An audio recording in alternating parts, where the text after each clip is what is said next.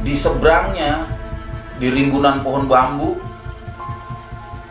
itu cewek udah mencengkreng di situ.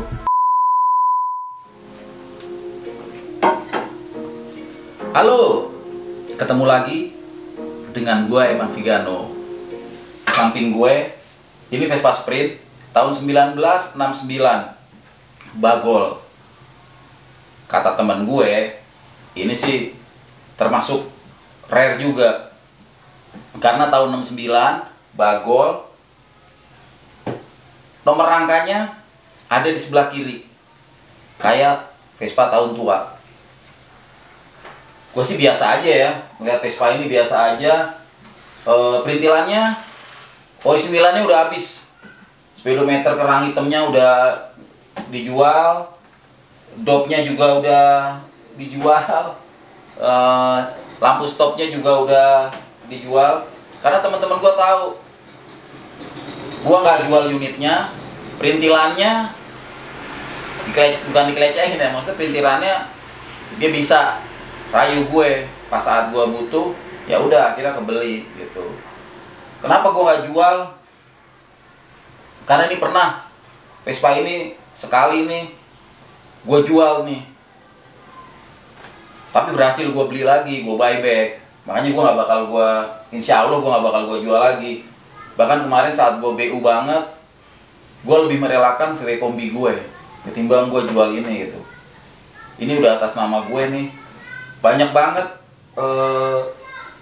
cerita nih Vespa dengan gue. Kenapa sekarang banyak ngejongkrok di rumah? Karena gue takut hilap juga kalau gue bawa, ntar ada yang nawar, gue kasih lagi ya kan.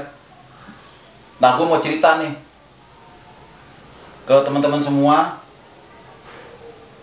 kisah dibalik Vespa Sprint bagol tahun 69 gue. Jadi kisaran tahun 90-an, tepatnya sekitar tahun 92, 93 lah gitu ya. Itu bokap gue seorang tentara. Dia pulang piket, itu dia pulang ke rumah itu kan melalui pinggiran landasan Halim Perdana Kusuma. Itu sebelah kiri itu pagar, sebelah kanannya itu kali. Kalau kita ke kanan itu Kampung Makassar. Nah, di situ ada jembatan, itu nama daerahnya Pos Lama. Itu gelap, nggak ada penerangan lampu. Satu-satunya penerangan lampu itu cuma dari sorot lampu Vespa ini aja. Sekitaran pukul 2, pukul 3 itu bokap gua pinggir jalan disetop sama seorang cewek. Bokap gua minggir lah. Singkat cerita, itu cewek mau nebeng, dan bokap gue udah diperkenankan, naik lah, treng dengan jalan gelap perlahan. Tiba-tiba ini Vespa mendadak enteng. Itu tepatnya di pinggir gudang air. Jadi pas tikungan itu ada semacam rumah tua kecil. Itu isinya mesin pompa gede. Itu dia mengucurkan air. Makanya oleh orang-orang sekitar itu dinamainnya gudang air. Bokap gue kan khawatir, takut itu cewek jatuh. Bokap gue berhenti, minggirin tuh Vespa, standarin, jalan ke belakang nyari. Ternyata nggak ada. Udah bokap gue balik lagi dong ke motor. Ternyata di seberangnya, di rimbunan pohon bambu, itu cewek udah mencengkreng di situ sambil cekikikan. Bokap gue nyebrang, emang dasarnya berani kan. Bokap gue nyebrang, maksud hati sih pengen minta nomor gitu. Tahun segitu kan itu lagi musimnya SDSB tuh. Kalau yang belum ngerti SDSB tuh sumbangan dana sosial berhadiah tuh zaman Pak Harto. Cuman belum maksud menyampaikan niatnya, dia udah melesat tuh. Cewek itu udah melesat, terbang lah gitu ya. Akhirnya bokap gue balik dah tuh ke Vespa itu, udah pulang. Itu cerita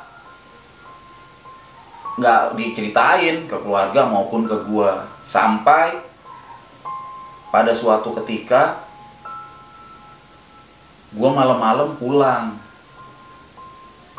Sebetulnya gue bisa lewat pulang ke rumah, gue lewat jalan lain, lewat Keramat Jati, Pinang Ranti, terus ke arah Pondok Gede, sampai rumah gue di Dirgantara, komplek Dirgantara.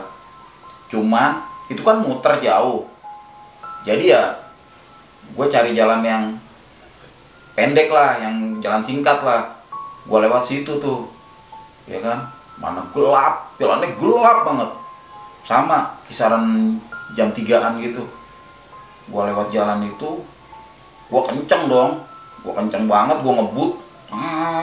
Gue sih ngebut bukan mau sosok ngebut apa, mau ngetes motor Vespa ini kenceng apa enggak. Gue ngebut tuh karena gue posisi mana sendirian kan, itu angkot udah nggak ada lewat jam segitu, mau udah nggak ada. Gue kan takut, jujur aja, aduh gimana, takut, tapi gue pengen pulang-pulang cepet kan.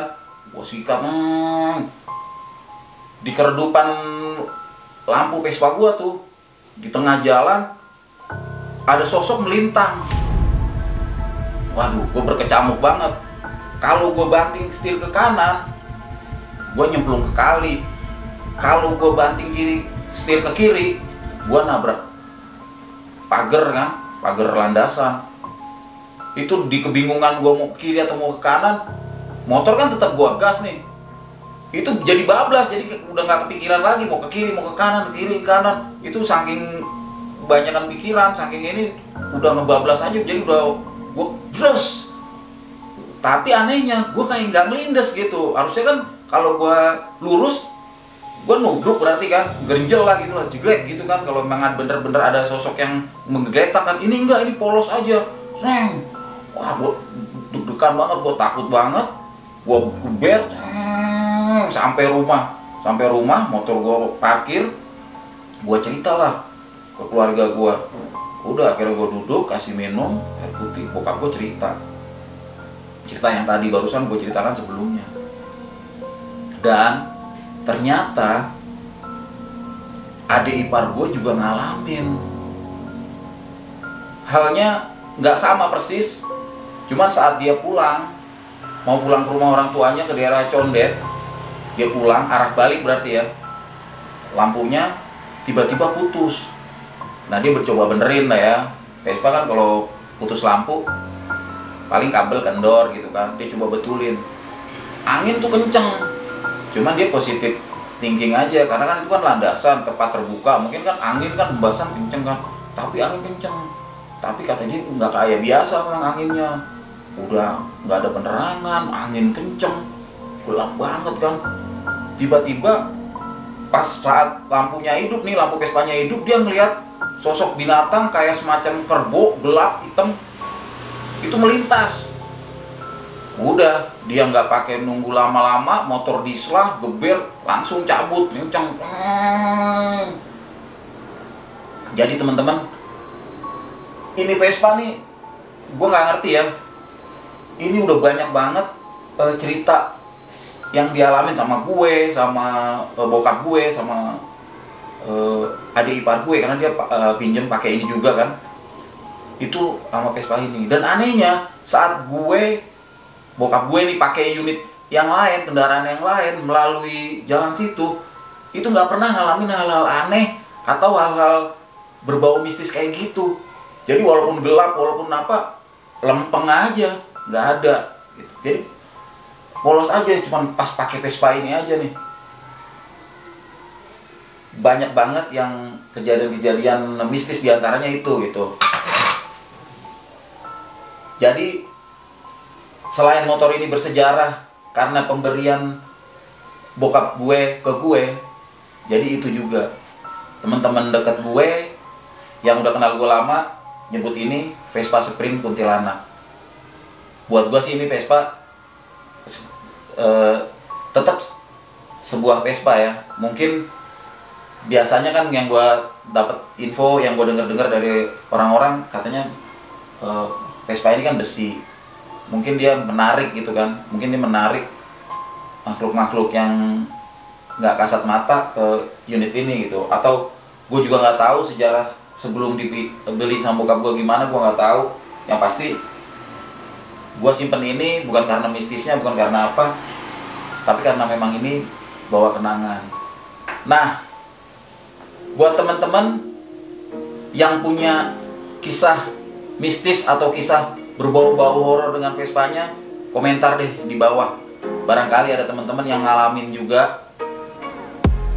Kalau kalian suka sama cerita Vespa gua kali ini, kasih jempolnya. Yang belum subscribe jangan lupa di subscribe. Tombol loncengnya jangan lupa dijegugin aja. Sampai jumpa lagi dengan kisah-kisah Vespa Eman Vigano di Ras 3 Rasi 27. Sampai jumpa.